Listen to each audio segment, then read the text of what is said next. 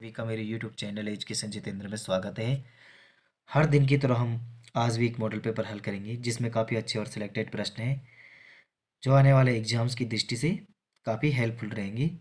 तो दोस्तों वीडियो को पूरा देखिए, सारे प्रश्नों को ज़रूर देखिए। तो शुरू करते हैं आज का प्रैक्टिस सेट। प्रश्न संख्या 1, निम्न में से कौन सा राज्य नर्मदा नदी की घाटी का हिस्सा नहीं है? तो कौन सा राज्य नहीं है? तो इसका आंसर होगा ऑप्शन सी, राजस्थान। प्रश्न संख्या 2, भारत की राजकोषीय नीति में निम्न में से कौन सा उद्देश्य शामिल नहीं है?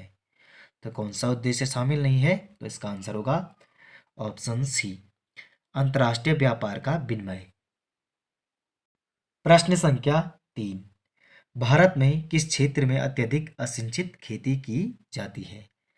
तो अत्यधिक असिंचित खेती की जाती है दक्कन के पठार में। ऑप्शन ए सही आंसर है। प्रश्न संख्या 4, भारतीय शास्त्रीय नृत्य की सबसे प्राचीन शैली कौन है? तो भारतीय शास्त्रीय नृत्य की सबसे प्राचीन शैली है भरतनाट्यम।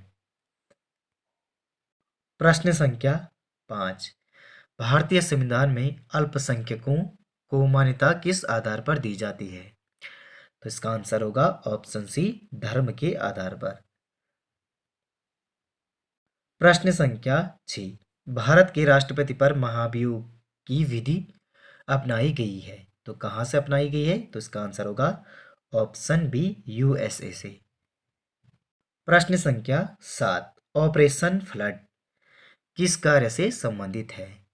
तो दुग्ध उत्पादन से संबंधित है ऑपरेशन फ्लड। प्रश्न संख्या 8, वेद शब्द का अर्थ है? तो वेद शब्द का अर्थ क्या है? तो इसका आंसर होगा ऑप्शन बी, ज्ञान। प्रश्न संख्या 9, मधुमलाई पशु विहार प्रसिद्ध है? तो मधुमलाई पशु विहार प्रसिद्ध है तो व्याघ्रों के लिए। प्रश्न संख्या 10, निम्न में से कौन सी भारत में रबी की फसल नहीं है? तो इसका आंसर क्या होगा? तो इसका आंसर होगा ऑप्शन सी, जूट। प्रश्न संख्या 11, उस राज्य का नाम बताइए जिसने पहली बार युद्ध में हाथियों का इस्तेमाल किया था? तो पहली बार युद्ध में हाथियों का इस्तेमाल करने वाला राज्य था मगध। प्रश्न संख्या 12, भारत का इथोपिया कहा जाता है? तो भारत का इथोपिया कहा जाता है तो मध्य प्रदेश को कहा जाता है। प्रश्न संख्या 13, निम्न में से कौन सा राज्य सेवन सिस्टर्स का सदस्य है? तो सेवन सिस्टर का सदस्य है त्रिपुरा। प्रश्न संख्या 14, भारत का पहला कंप्यूटर कहाँ स्थापित किया गया? तो इसका आंसर होगा भारतीय एप्लीकेशन संस्थान, कोलकाता में। प्रश्न संख्या 15, टेस्ला यूनिट किस क्षेत्र से संबंधित है? तो टेस्ला यूनिट किस क्षेत्र से संबंधित है? तो इसका आंसर क्या होगा? तो इसका आंसर होगा ऑप्शन ए, चुंबकीय क्षेत्र से संबंधित है टेस्ला यूनिट। दोस्तों वीडियो को लाइक, चैनल को सब्सक्राइब और वीडियो को शेयर भी करते जाइए साथ में।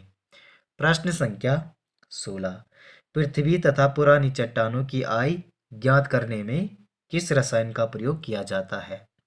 तो किस रसायन का प्रयोग किया जाता है? तो इसका आंसर होगा यूरेनियम 238।